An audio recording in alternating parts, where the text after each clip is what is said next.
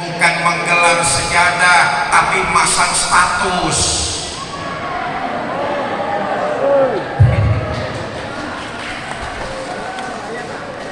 Hamparkan sejadah, kerjakan sholat, laporkan persoalan kepada Allah Subhanahu wa ta'ala. Lebih enak, lebih asik. Karena itu saya katakan sekali lagi, siapapun kita pasti punya masalah. Ada nggak orang sialang yang malam ini hadir pengajian yang nggak punya masalah? Ada apa enggak? Semua kita pasti punya masalah, betul apa tidak? Nih yang datang punya masalah apa enggak nih?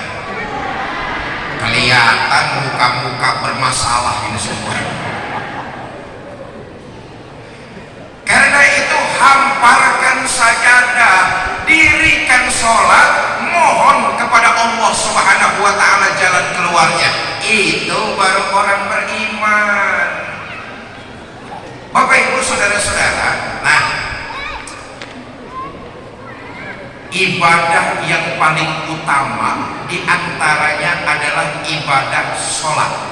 Ayo kita lihat ibadah-ibadah yang lain Allah turunkan melalui perantara malaikat Jibril, tapi khusus ibadah sholat Allah sendiri yang memerintahkan baginda kita Nabi besar Muhammad Sallallahu Alaihi Wasallam. Kalau ibadah-ibadah yang lain diturunkan melalui perantara malaikat Jibril, tapi soal sholat Allah sendiri yang langsung memerintahkan Nabi Muhammad melalui peristiwa Isra dan Mi'raj. Kata Nabi itu begini, awwalu ma yuhasabu bihil abdu yaumal qiyamah as-sholat. Amalan pertama nanti di akhirat yang akan ditanya adalah amalan ibadah sholat kita. Saudara, yakinlah semua kita masyarakat sialang ini nanti di akhirat akan ditanya tentang ibadah sholat kita masing-masing. Sampean siapa? Saya Bang. Saya siapa? Saya pengikutnya Nabi Muhammad. Benar? Benar Pak. Baik, kalau sampean ngaku pengikut Nabi Muhammad, ciri pengikut Nabi Muhammad itu rokaan sujadah, mendirikan sholat. Dulu waktu hidup di sialan pernah sholat? Pernah Pak. Berapa banyak? Enggak banyak-banyak Pak, setahun cuma 2 kali.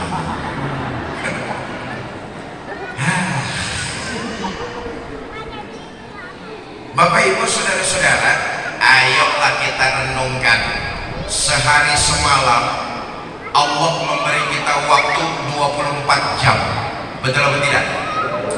Dalam waktu 24 jam Allah cuma minta kepada kita 5 kali lapor, yaitu lewat sholat 5 waktu. Ayo kita hitung-hitung. Saudara, sekali sholat itu taruhlah waktunya yang bagus 10 menit. 10 menit sholat itu bagus bener. Yang sedang-sedang taruhlah sekali sholat 5 menit. Yang kilat khusus 2 menit. 2 menit. Ini cepat perangkonya gambar geledek soalnya. Kita ambil yang tengah-tengah sajalah, sebab ini pesan baginda Nabi nih. Kata Nabi, iza amma ahadukumun nas falyukhaffif. Kalau kamu diangkat jadi pemimpin, kalau kamu diangkat jadi imam, ringankan sholatmu. Apa sebab? Makmum di belakang kamu kekuatannya tidak sama dengan dirimu. Tuh, kalau jadi imam jok suwe-suwe.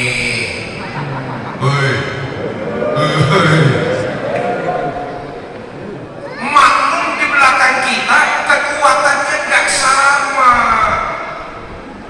Ada makmum sudah tua renta, kalau sholat berjamaah di berdirinya terlalu lama, dengkulnya gemeteran. Ada nggak model kayak begitu? Banyak. Jok suwe. Ada lagi orang ikut sholat berjamaah, sudah janjian selesai sholat berjamaah mau menerima komisi. Sholatnya terlalu lama, pegel orangnya nungguin. Betul apa tidak? Betul. Anak muda janjian sama pacarnya di jembatan ikut sholat berjamaah dulu, karena imamnya kelamaan, hujan turun lebat, pacarnya hanyut ke bawah air. Iza ammahatukum nas falyukhaffif. Kalau kamu diangkat jadi imam, ringankan sholatmu yang sedang-sedang saja. Sekali sholat waktunya 5 menit. Ayo kita hitung, saudara. 5 kali 5 waktu kan cuma 25 menit. Betul apa tidak? Sisanya 23 jam 35 menit silakan kau gunakan untuk keperluanmu. Cuma 25 menit Allah minta kita lapor. Ini saja masih banyak di antara kita yang belum mengerjakannya. Betul apa tidak? Saya tadi mampir ke rumah Pak Kades, cerita banyak. Kata Pak Kades, Ustaz, alhamdulillah warga saya si desa Sialang sholat berjamaahnya rajin-rajin Ustaz. Apalagi kalau sholat subuh berjamaah, masjid penuh sampai keluar-luar. Nggak ada yang di dalam.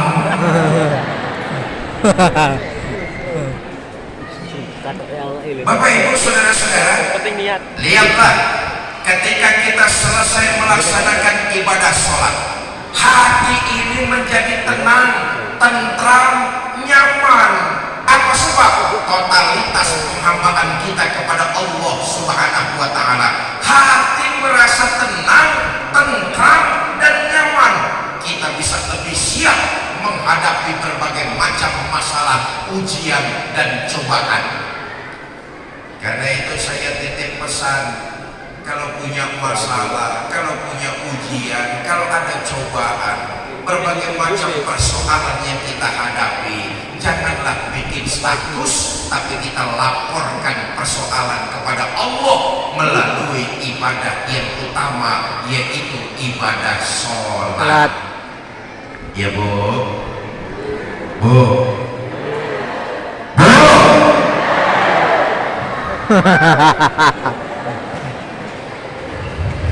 Ibu bapak saudara-saudara kaum muslimin yang saya muliakan. Nah, sekarang kita lihat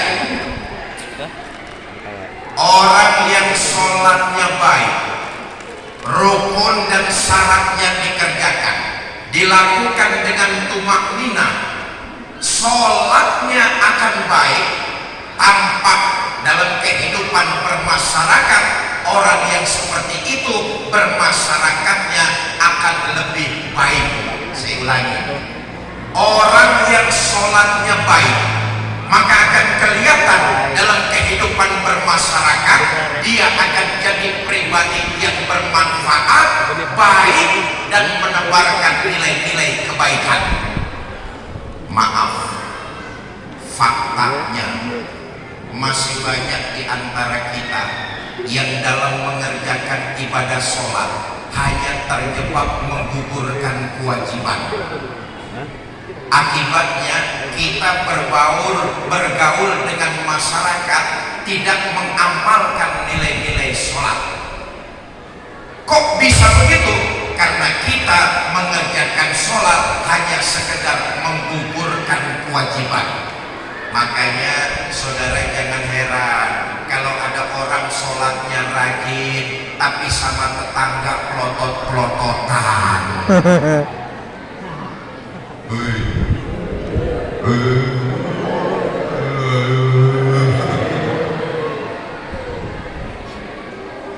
Sholatnya tekun, tapi kalau panen bukan pohonnya sendiri, pohon tetangganya.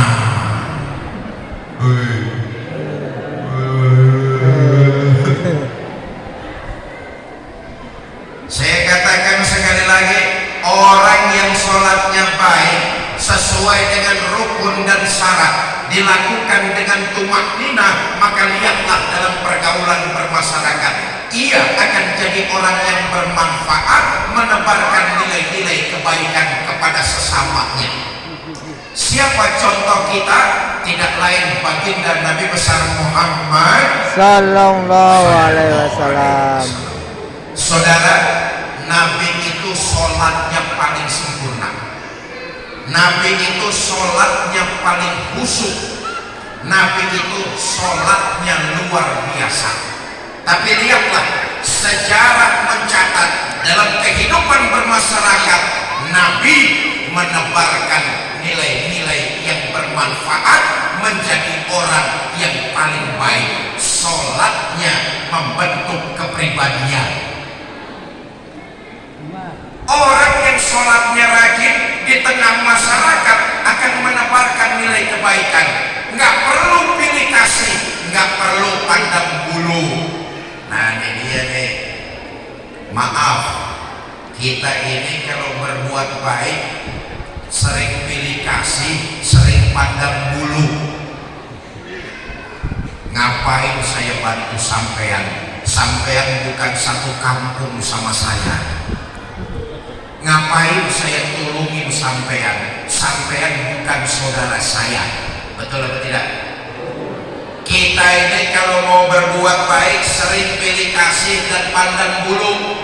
Padahal orang yang mengerjakan sholat, kalau dia melakukan perbuatan baik, nggak pernah pilih kasih dan pandang bulu. Saya katakan tadi contoh kita baginda Nabi besar Muhammad Sallallahu Alaihi Wasallam.